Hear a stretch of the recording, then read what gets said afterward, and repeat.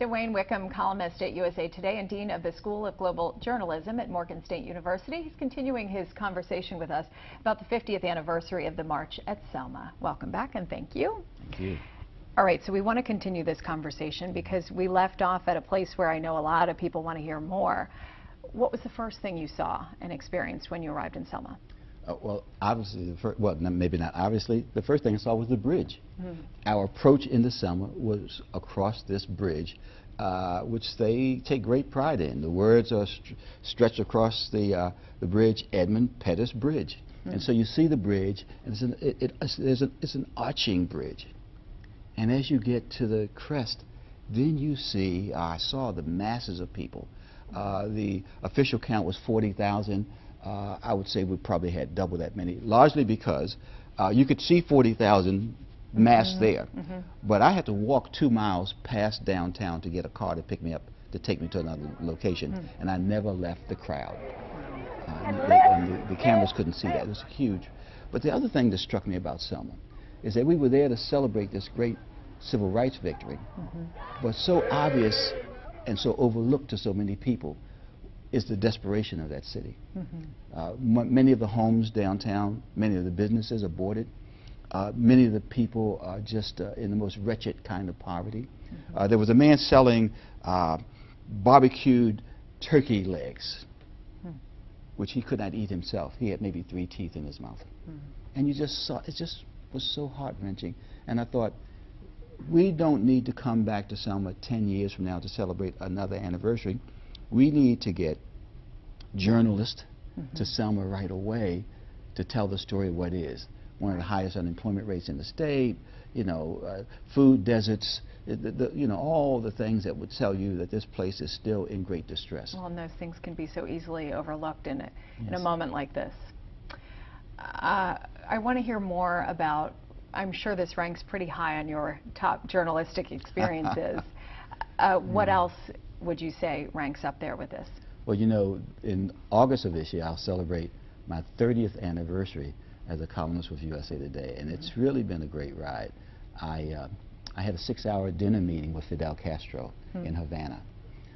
When Nelson Mandela was released from prison in South Africa and came to the U.S. for his first visit, he had a 10-city tour, and I was one of a handful of journalists assigned to his plane. There was a trailing plane with others, but I was allowed to travel with him on his plane throughout that 10-city tour. And I remember famously when we were about to go to Detroit, he was going to give a speech.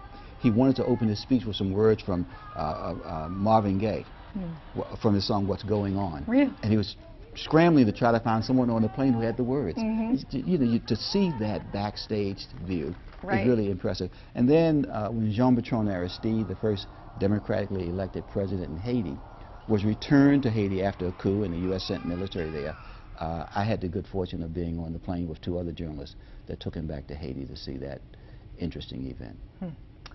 You have lived through a lot of amazing things thanks to your role as a journalist.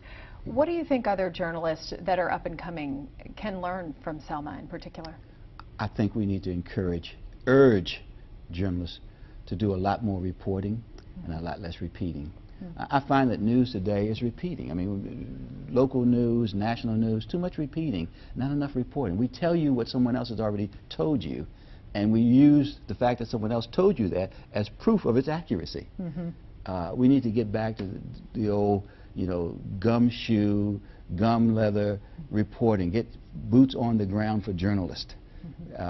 We need to get back to that, and we need to get back there desperately if we're going to serve the important role that we have to be the truth tellers in this country. What do you take away personally as a journalist? You're a seasoned vet, but this is an experience that, you know, not many people get to experience from your vantage point. From the trip? Selma, yeah. So much more needs to be done. So many victories have been won. We can't discount that, but so much more needs to be done. Senator John Cornyn said, as I mentioned earlier in the first segment, that he opposes revisiting this voting rights issue, but he comes from a state, Texas, that is heavily Republican, but is overwhelmingly minority. And most people don't know that. Texas has a majority-minority population, blacks and Hispanics. and they don't vote. They can't vote for various reasons, and his position keeps them in that position of disinvolvement in the political process. That's something we have to change in our great democracy. So what do we all take away from this experience? Not only as journalists, but as people. That for all of our problems in America, America is still the greatest nation in the world because the things we yearn for are more possible here than any place else. And we just have to work together to make them happen. It's been a really great pleasure having you here. Thank you. Thank you.